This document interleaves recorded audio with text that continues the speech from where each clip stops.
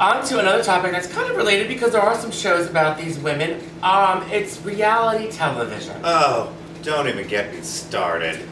Now, I actually kind of like reality television because, listen, who else can you watch on television that acts worse than you and gets away with it? And gets paid for it. That's the problem that I have. It's absurd celebrity. These people would never, ever be given two rats' booties about if nobody would watch up their stupid antics. And you know they're being filmed. It's like when there's a camera on you, you just know you're being filmed because you know it.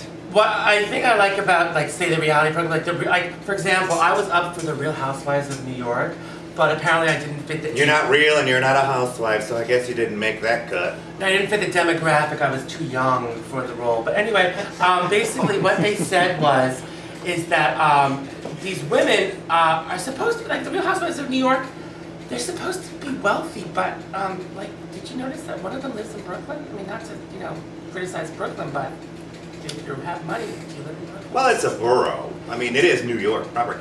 I don't even know why I'm giving this a second thought. I don't care about these women. What about something like that require a reality show that requires skill? Now that's that's something like, different altogether. Big Brother, I love, and also what is that one? Survivor. That's like, I actually, you know what? Could you imagine if they did a combined reality show and they did a Big Survivor. Big Survivor, like The Biggest Loser. They get all fatties on this island, and by the end of it, they're like lose 100 pounds. That could be I think we just came up with a new television show, The Biggest Survivor. That's true, Biggest Survivor. You're fat now, you won't be later on. You might be eating roaches, but you're going to lose 100 pounds. That's something to be considered. Maybe you should go on that. Maybe you should just stop touching me and touch it. What's the matter with you? Champagne for Connie. All right. Yes, more champagne, please. Speaking of reality television, there is a show about this next topic. Something near and dear to our hearts. They exist among us. They travel in circles. In my neighborhood, too. Sometimes we even see them trying to catch a cab, maybe lip-syncing other people's songs. Or drinking. Yes, it's the elusive drag queen, ladies and gentlemen. I'm all for it. Now, let me explain to the audience the difference between drag queen and crossdresser. A drag queen is predominantly a gay man that dresses for the entertainment value of it, the glamour aspect of it.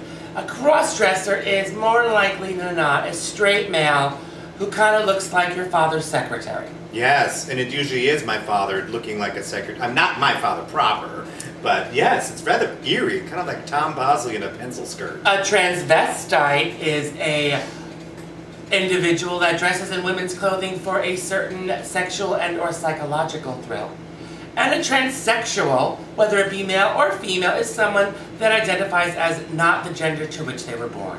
But the topic at hand, I believe, is drag queen. Drag queens, and I think it's a great thing. I think that it's really a great outlet for these kids, and it's great to get them, you know, have them stay in school, and yeah, I think it's great. I think it's great. I'm for it. I'm definitely for it. So you're saying that doing drag keeps kids in school? What? Okay, we're talking about boys that dress in girls' clothing, right? Oh, like my nephew.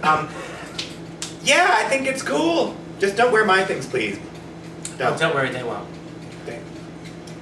So that's point counterpoint, I think. Is that right? I don't know. We've been drinking a little bit this evening. I think we should keep on drinking. Anyway.